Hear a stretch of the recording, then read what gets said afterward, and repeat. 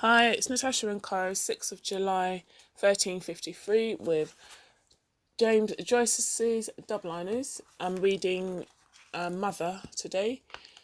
So far, I have read. Why do I not have the contents page?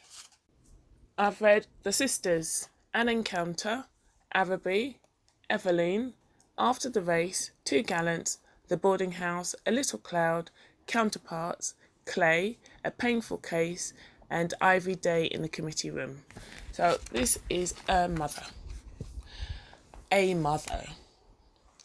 Mr. Holohan, Assistant Secretary of the Aya Abu Society, we have a note, 128.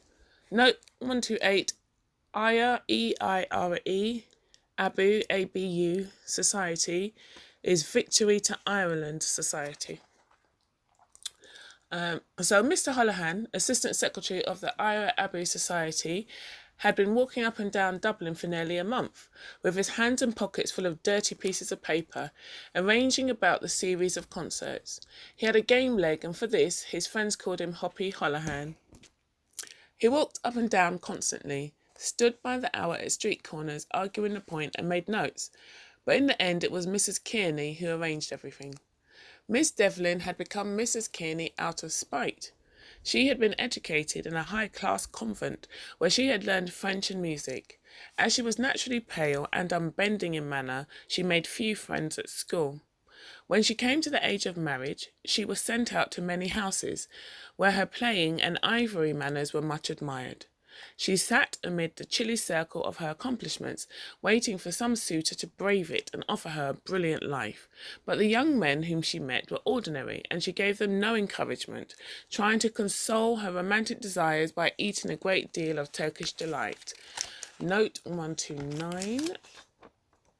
Turkish delight, a jellied sweet flavoured with rosewater.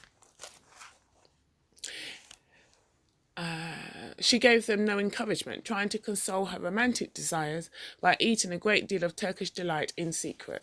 However, when she drew near the limit and her friends began to loosen their tongues about her, she silenced them by marrying Mr. Kearney, who was a bootmaker on Ormond Quay. He was much older than she. His conversation, which was serious, took place at intervals in his great brown beard. After the first year of married life, Mrs. Kearney perceived that such a man would wear better than a romantic person, but she never put her own romantic ideas away. He was sober, thrifty, and pious. He went to the altar every first Friday.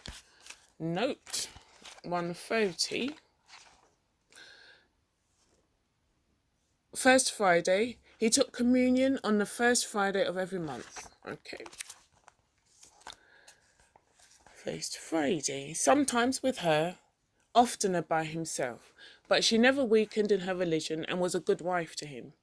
At some party in a strange house, when she lifted her eyebrow ever so slightly, he stood up to take his leave, and when his cough troubled him, she put the eider-down quilt over his feet and made a strong rum punch. For his part, he was a model father. By paying a small sum every week into a society, he ensured for both his daughters a dowry of £100 each when they came to the age of 24. He sent the older daughter, Kathleen, to a good convent, where she learned French and music, and afterward paid her fees at the academy. Every year in the month of July, Mrs. Kearney found occasion to say to some friend, My good man is packing us off to Skerries for a few weeks. If it was not Skerries, it was Howth or Greystones. Greystones, note 131. Skerries, Greystones, seaside resorts near Dublin. When the Irish Revival, note 132. Irish Revival, a cultural and political movement to revive Irish tradition. When the Irish Revival began to be appreciable, Mrs. Kearney determined to take advantage of her daughter's name and brought an Irish teacher to the house. Her daughter's name has note 133. Advantage of her daughter's name, both names indeed. Kathleen, or Caitlin in brackets, Caitlin in brackets. Ni Holohan. Ni is Ni, and then Houlihan, Houlihan.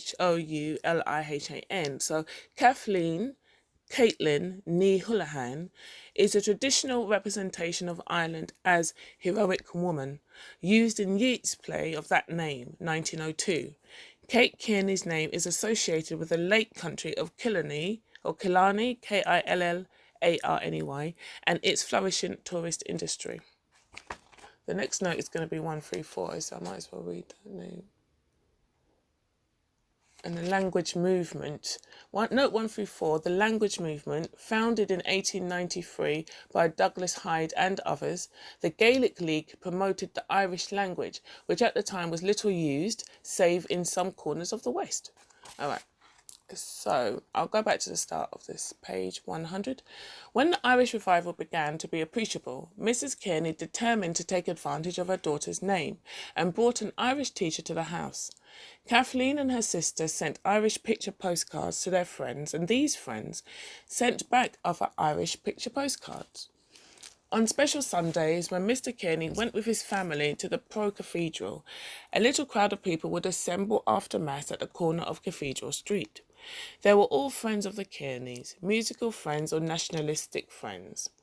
And when they had played every little counter of gossip, they shook hands with one another all together, laughing at the crossing of so many hands, and said goodbye to one another in Irish. Soon the name of Miss Kathleen Kearney began to be heard often on people's lips.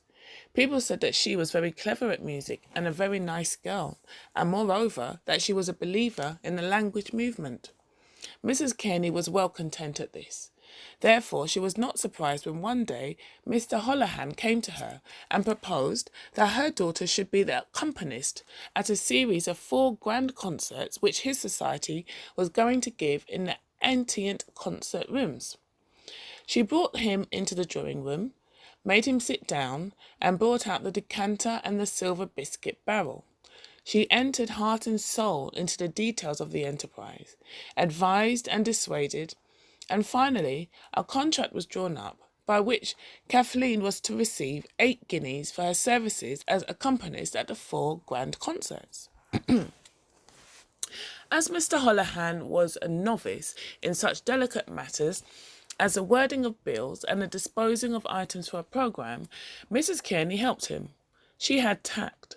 She knew what artistes should go into capitals and what artistes should go into small type. She knew that the first tenor would not like to come on after Mr. Meade's comic turn.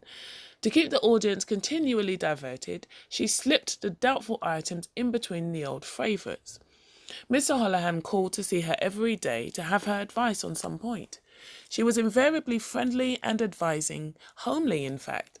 She pushed the decanter towards him, saying, "Now help yourself, Mr. Houlihan." And while he was helping himself, she said, don't be afraid of it." Everything went on smoothly. Mrs. Kearney bought some lovely blush pink charmeuse in brown Thomases to let into the front of Kathleen's dress. It's a charmeuse, Charmeuse. Charmeuse is a lightweight fabric with satin in it.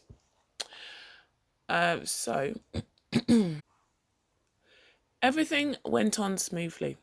Mrs. Kearney bought some lovely blush pink charmeuse in brown Thomases to let into the front of Kathleen's dress. It cost a pretty penny, but there are occasions when a little expensive is justifiable. She took a dozen of 2-shilling tickets for the final concert and sent them to those friends who could not be trusted to come otherwise. She forgot nothing, and, thanks to her, everything that was to be done was done. The concerts were to be on Wednesday, Thursday, Friday and Saturday. When Mrs. Kearney arrived with her daughter at the Antient concert rooms on Wednesday night, she did not like the look of things. A few young men, wearing bright blue badges in their coats, stood idle in the vestibule. None of them wore evening dress. She passed by with her daughter, and a quick glance through the open door of the hall showed her the cause of the steward's idleness. At first, she wondered had she mistaken the hour. No, it was 20 minutes to 8. In the dressing room behind the stage, she was introduced to the secretary of the society, Mr. Fitzpatrick. She smiled and shook his hand. He was a little man with a white, vacant face. She noticed that he wore his soft brown hat carelessly on the side of his head and that his accent was flat. He held a programme in his hand, and while he was talking to her, he chewed one end of it into a moist pulp. He seemed to bear disappointments lightly. Mr. Holohan came into the dressing room every few minutes with reports from the box office. The artistes talked among themselves nervously, glanced from time to time at the mirror, and rolled and unrolled their music. When it was nearly 8:30, the few people in the hall began to express their desire to be entertained. Mr. Fitzpatrick came in, smiled vacantly at the room, and said, "Well now, ladies and gentlemen, I suppose we'd better open the ball." Mrs. Kearney rewarded his very flat final syllable with a quick stare of contempt, and then said to her daughter encouragingly, "Are you ready, dear?" When she had an opportunity, she called Mr. Holohan aside and asked him to tell her what it meant. Mr. Holohan did not know what it meant. He said that the committee had made a mistake in arranging for 4 concerts. 4 was too many. "And the artistes?" said Mrs. Kearney. "Of course they are doing their best, but really they are not good." Mr. Holohan admitted that the artistes were no good, but the committee, he said, had decided to let the first 3 concerts go as they pleased and reserve all the talent for Saturday night. Mrs. Kearney said nothing. But as the mediocre items followed, one after another on the platform, and the few people in the hall grew fewer and fewer, she began to regret that she had put herself to any expense for such a concert. There was something she didn't like in the look of things, and Mr. Fitzpatrick's vacant smile irritated her very much. However, she said nothing and waited to see how it would end. The concert expired shortly before 10, and everyone went home quickly. The concert on Thursday night was better attended, but Mrs. Kearney saw at once that the house was filled with paper. Note 135. Filled with paper means filled by offering free tickets. The audience behaved indecorously, as if the concert were an informal dress rehearsal. Mr. Fitzpatrick seemed to enjoy himself. He was quite unconscious that Mrs. Kearney was taking angry note of his conduct. He stood at the edge of the screen, from time to time jutting out his head and exchanging a laugh with 2 friends in the corner of the balcony. In the course of the evening, Mrs. Kearney learned that the Friday concert was to be abandoned and that the committee was going to move heaven and earth to secure a bumper house on Saturday night. When she heard this, she sought out Mr. Holohan. She buttonholed him as he was limping out quickly with a glass of lemonade for a young lady and asked him was it true. Yes, it was true. "But of course that doesn't alter the contract," she said. "The contract was for 4 concerts." Mr. Holohan seemed to be in a hurry. He advised her to speak to Mr. Fitzpatrick. Mrs. Kearney was now beginning to be alarmed. She called Mr. Fitzpatrick away from his screen and told him that her daughter had signed for 4 concerts and that, of course, according to the terms of the contract, she should receive the sum originally stipulated for, whether the society gave the 4 concerts or not. Mr. Fitzpatrick, who did not catch the point at issue very quickly, seemed unable to resolve the difficulty and said that he would bring the matter before the committee. Mrs. Kearney's anger began to flutter in her cheek, and she had all she could do to keep from asking, "And who is the committee, pray?" But she knew that it would not be ladylike to do that, so she was silent. Little boys were sent out into the principal streets of Dublin early on Friday morning with bundles of handbills. Special puffs appeared in all the evening papers, reminding the music-loving public of the treat which was in store for it on the following evening. Mrs. Kearney was somewhat reassured, but she thought well to tell her husband part of her suspicions. He listened carefully, and said that perhaps it would be better if he went with her on Saturday night. She agreed. She respected her husband in the same way as she respected the General Post Office, as something large, secure and fixed, and though she knew the small number of his talents, she appreciated his abstract value as a male. She was glad that he had suggested coming with her. She thought her plans over. The night of the grand concert came. Mrs. Kearney, with her husband and daughter, arrived at the Antioch concert rooms 3/4 of an hour before the time at which the concert was to begin. By ill luck, it was a rainy evening. Mrs. Kearney placed her daughter's clothes and music in charge of her husband and went all over the building looking for Mr. Holohan or Mr. Fitzpatrick. She could find neither. She asked the stewards, was any member of the committee in the hall? And after a great deal of trouble, a steward brought out a little woman named Miss Beirne, Beirne, Miss Beirne, to whom Miss Kearney explained that she wanted to see one of the secretaries. Miss Beirne expected them any minute, and asked could she do anything. Mrs. Kearney looked searchingly at the oldish face, which was screwed into an expression of trustfulness and enthusiasm, and answered, "No, thank you." The little woman hoped they would have a good house. She looked out at the rain until the melancholy of the wet street effaced all the trustfulness and enthusiasm from her twisted features. Then she gave a little sigh and said, "Ah, well, we did our best, the dear knows." Note 136. The dear knows, God knows, is what that means. Mrs. Kearney had to go back to the dressing room. The artistes were arriving. The bass and the second tenor had already come. The bass, Mr. Duggan, was a slender young man with a scattered black moustache. He was the son of a hall porter in an office in the city, and as a boy he had sung prolonged bass notes in a resounding hall. From this humble state he had raised himself until he had become a first-rate artiste. He had appeared in grand opera. One night, when an operatic artiste had fallen ill, he had undertaken the part of the king in the opera of Meritana at the Queen's Theatre. He sang his music with great feeling and volume, and was warmly welcomed by the gallery, but unfortunately he marred the good impression by wiping his nose in his gloved hand once or twice out of thoughtlessness. He was unassuming and spoke little. He said "use" so softly that it passed unnoticed, and he never drank anything stronger than milk for his voice's sake. Mr. Bell, the second tenor, was a fair-haired little man who competed every year for prizes at the N.K.O. or C.O. That's spelt Feisceoil, and there is a note for it. Note 137, N.K.O. Annual Festival of Gaelic Music.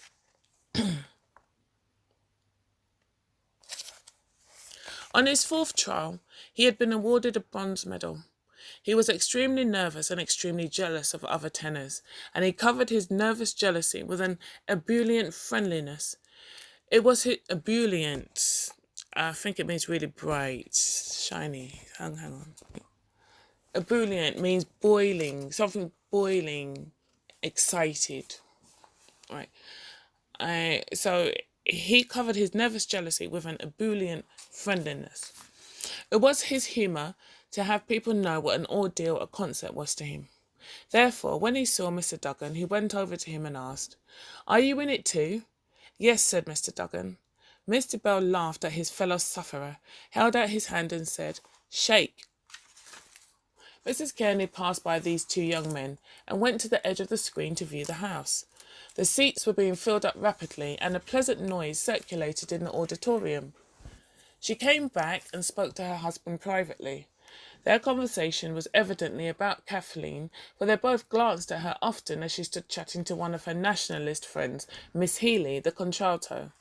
An unknown solitary woman with a pale face walked through the room. The women followed with keen eyes the faded blue dress which was stretched upon a meagre body. Someone said that she was Madame Glynn, the soprano. "I wonder where did they dig her up," said Kathleen to Miss Healy. "I'm sure I never heard of her." Miss Healy had to smile.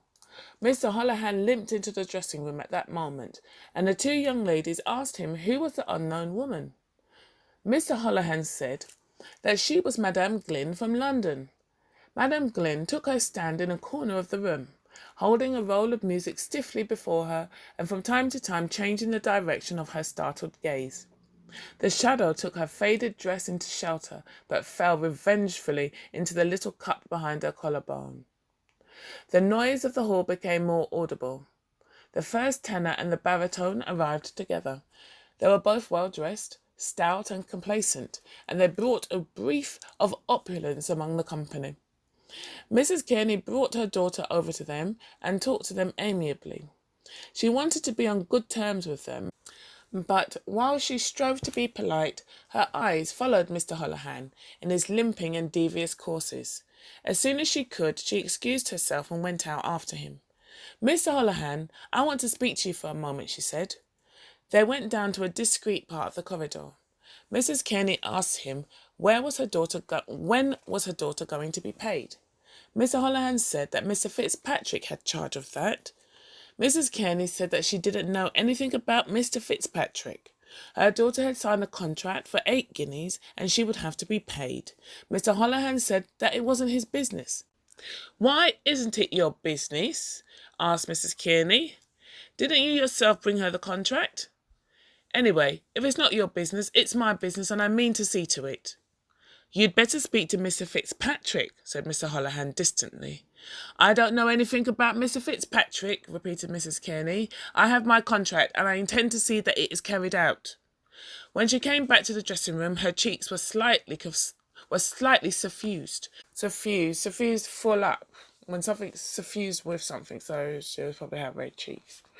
The room was lively. 2 men in outdoor dress had taken possession of the fireplace and were chatting familiarly with Miss Healy and the baritone. They were the Freeman man and Mr. O'Madden Burke. The Freeman man had come in to say that he could not wait for the concert, as he had to report the lecture which an American priest was giving in the Mansion House.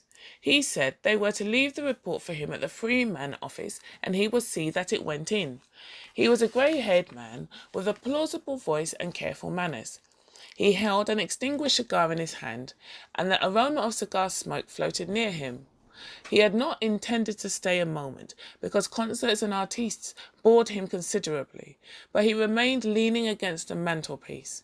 Miss Healy stood in front of him, talking and laughing.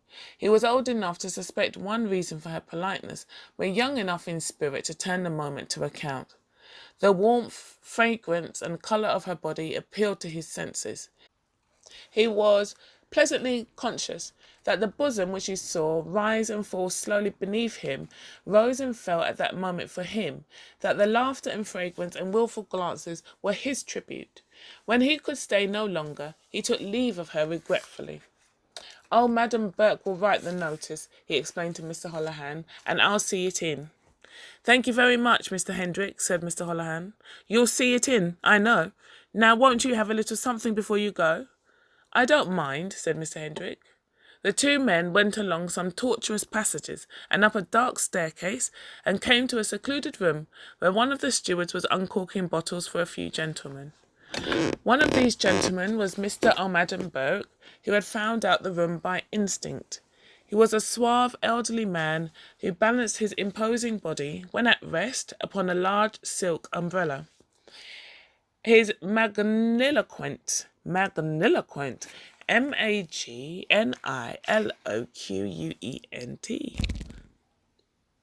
magniloquent is speaking pompously, extravagant speech.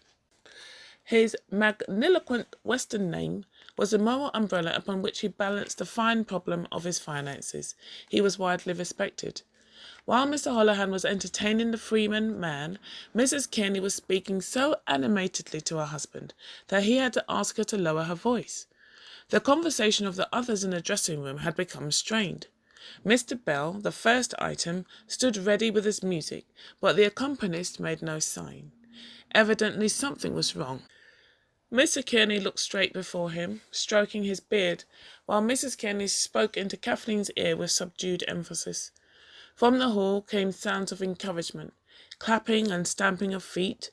The first tenor and the baritone and Miss Healy stood together, waiting tranquilly, but Mr. Bell's nerves were greatly agitated because he was afraid the audience would think that he had come late.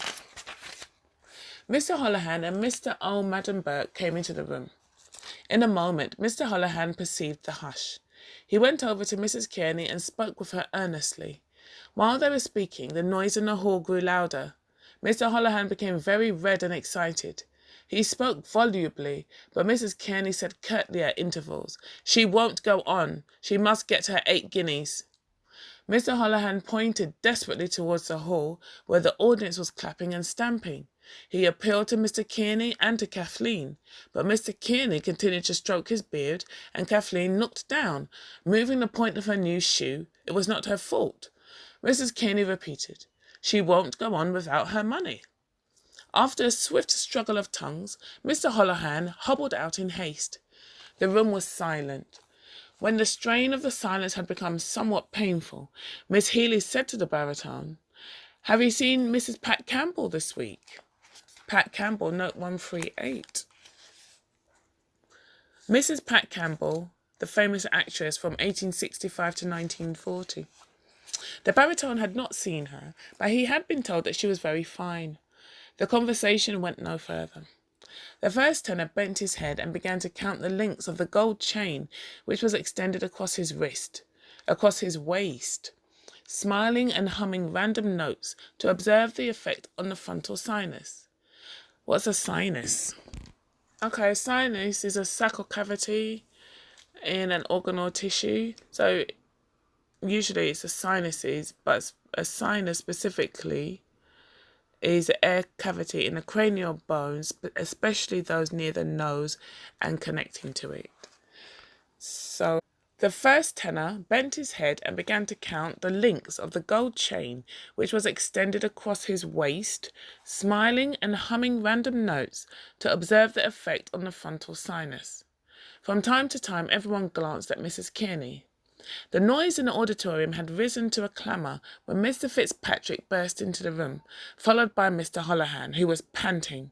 The clapping and stamping in the hall were punctuated by whistling. Mr. Fitzpatrick held a few banknotes in his hand. He counted out 4 into Mrs. Kearney's hand and said she would get the other half at the interval. Mrs. Kearney said, "This is 4 shillings short."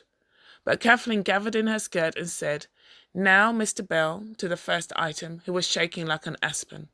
The singer and the accompanist went out together. The noise in the hall died away. There was a pause of a few seconds, and then the piano was heard. The first part of the concert was very successful, except for Madam Glynn's item. The poor lady sang Killarney in a bodiless, gasping voice, with all the old-fashioned mannerisms of intonation and pronunciation which she believed lent elegance to her singing. She looked as if she had been resurrected from an old stage wardrobe, and the cheaper parts of the hall made fun of her high wailing notes. The first tenor and a contralto, however, brought down the house. Kathleen played a selection of Irish airs, which was generously applauded. The first part closed with a stirring, patriotic recitation, delivered by a young lady who arranged the amateur theatricals. It was deservedly applauded, and when it was ended, the men went out for the interval, content. All this time, the dressing-room was a hive of excitement. In one corner were Mr. Holohan, Mr. Fitzpatrick, Miss Byrne, 2 of the stewards, the baritone, the bass, and Mr. O'Madden Burke. Mr. O'Madden Burke said it was the most scandalous exhibition he had ever witnessed. Miss Kathleen Kearney's musical career was ended in Dublin after that, he said. The baritone was asked what did he think of Mrs. Kearney's conduct. He did not like to say anything. He had been paid his money and wished to be at peace with men. However, he said that Mrs. Kearney might have taken the artistes into consideration. The stewards and the secretaries debated hotly as to what should be done when the interval came. "I agree with Miss Byrne," said Mr. O'Madden Burke. "Pay her nothing." In another corner of the room were Mrs. Kearney and her husband, Mr. Bell, Miss Healy, and the young lady who had to recite the patriotic piece. Mrs. Kearney said that the committee had treated her scandalously. She had spared neither trouble nor expense, and this was how she was repaid. They thought they had only a girl to deal with, and that therefore they could ride roughshod over her. But she would show them their mistake. They wouldn't have dared to have treated her like that if she had been a man. But she would see that her daughter got her rights. She wouldn't be fooled. If they didn't pay her to the last farthing, she would make Dublin ring. Of course, she was sorry for the sake of the artistes, but what else could she do? She appealed to the second tenor, who said he thought she had not been well treated. Then she appealed to Miss Healy. Miss Healy wanted to join the other group, but she did not like to do so, because she was a great friend of Kathleen's, and the Kearneys had often invited her to their house. As soon as the first part was ended, Mr. Fitzpatrick and Mr. Holohan went over to Mrs. Kearney and told her that the other 4 guineas would be paid after the committee meeting on the following Tuesday, and that, in case her daughter did not play for the second part, the committee would consider the contract broken and would pay nothing. "I haven't seen any committee," said Mrs. Kearney angrily. "My daughter has her contract. She will get £4.8 into her hand, or a foot she won't put on that platform." "I'm surprised at you, Mrs. Kearney," said Mr. Holohan. "I never thought you would treat us this way." "And what way did you treat me?" asked Mrs. Kearney. Her face was inundated with an angry colour, and she looked as if she would attack someone with her hands. "I'm asking for my rights," she said. "You might have some sense of decency," said Mr. Holohan. "Might I, indeed? And when I ask when my daughter is going to be paid, I can't get a civil answer." She tossed her head and assumed a haughty voice. "You must speak to the secretary. It's not my business. I'm a great fellow. For the diddle I do." "I thought you were a lady," said Mr. Holohan, walking away from her abruptly. After that, Mrs. Kearney's conduct was condemned on all hands. Everyone approved of what the committee had done. She stood at the door, haggard with rage, arguing with her husband and daughter, gesticulating, waving her arms about. She waited until it was time for the second part to begin in the hope that the secretaries would approach her. But Miss Healy had kindly consented to play 1 or 2 accompaniments. Mrs. Kearney had to stand aside to allow the baritone and his accompanist to pass up to the platform. She stood still for an instant like an angry stone image, and when the first notes of the song struck her ear, she caught up her daughter's cloak and said to her husband, "Get a cab." He went out at once. Mrs. Kearney wrapped the cloak round her daughter and followed him. As she passed through the doorway, she stopped and glared into Mr. Holohan's face. "I'm not done with you yet," she said. "But I'm done with you," said Mr. Holohan. Kathleen followed her mother meekly. Mr. Holohan began to pace up and down the room in order to cool himself off, for he felt his skin on fire. "That's a nice lady," he said. "Oh, she's a nice lady." "You did the proper thing, Holohan," said Mr. O'Madden Burke, poised upon his umbrella in approval. The end. Thanks for listening.